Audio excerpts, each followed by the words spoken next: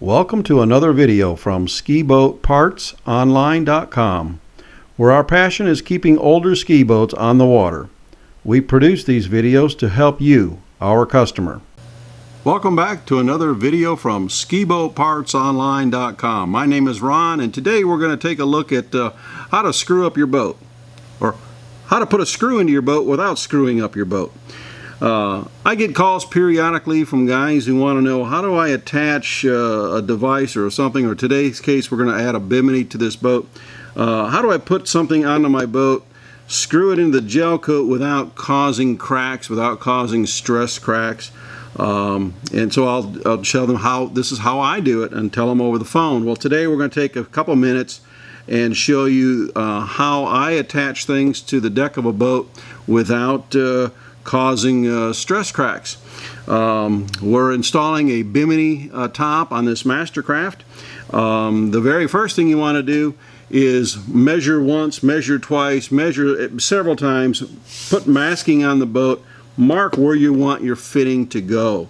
You don't want to put a fitting in the correct way in the wrong place.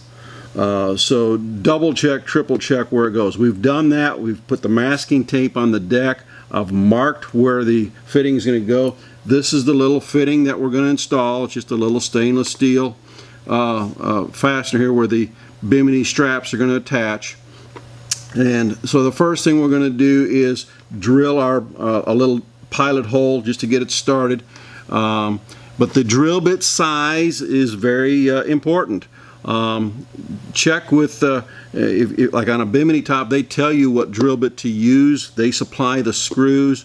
Most number 8 screws are going to use a 9/64 drill bit, and that's what we're using today.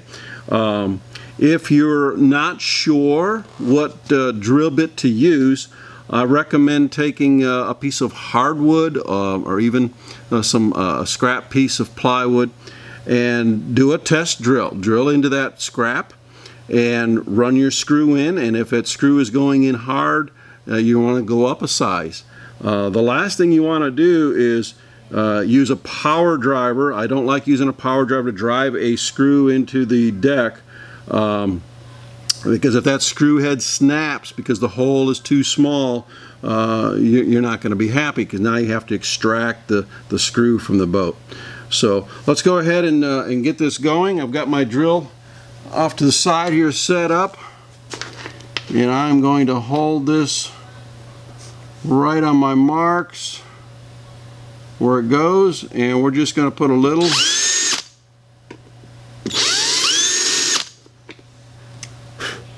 Now let me also tell you that before you screw a hole into your deck, to check on the back side to make sure it's clear. Just last week I had a fella call. He was doing some work on the transom of his boat, and he actually ran a screw or a drill through his fuel tank. So that was a bad day for him.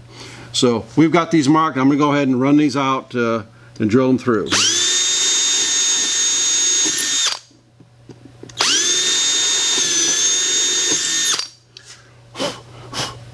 Okay, now we're really done with the masking tape, so we can take the masking tape off.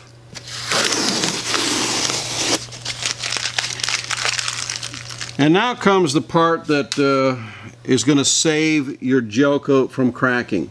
We have the proper size holes in the deck, but the gel coat, the surface of your boat, is a very hard and brittle material, and the screw will put pressure on the sides of that gel coat, and that's what causes your stress cracks. So to avoid doing that, we're going to take and countersink these holes a small amount, just a barely countersink, and you'll see I'm going to do one, and then we'll get the camera in a little closer to do the second one.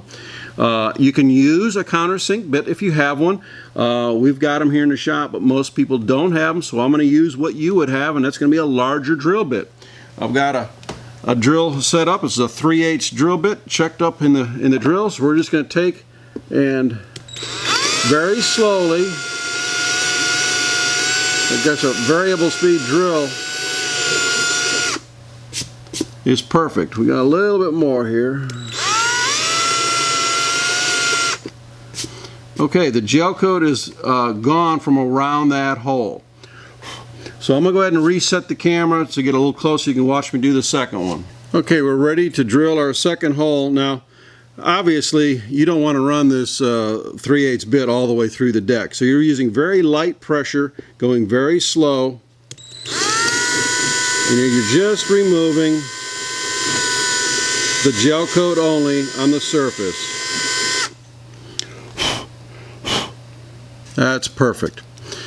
Okay, that will prevent the gel coat from cracking. Now the next step that I like to do, I hate the screws that loosen up. So I'll take a little bit of my favorite caulk, my 3M 5200, and I will put just a little dab in each of these holes.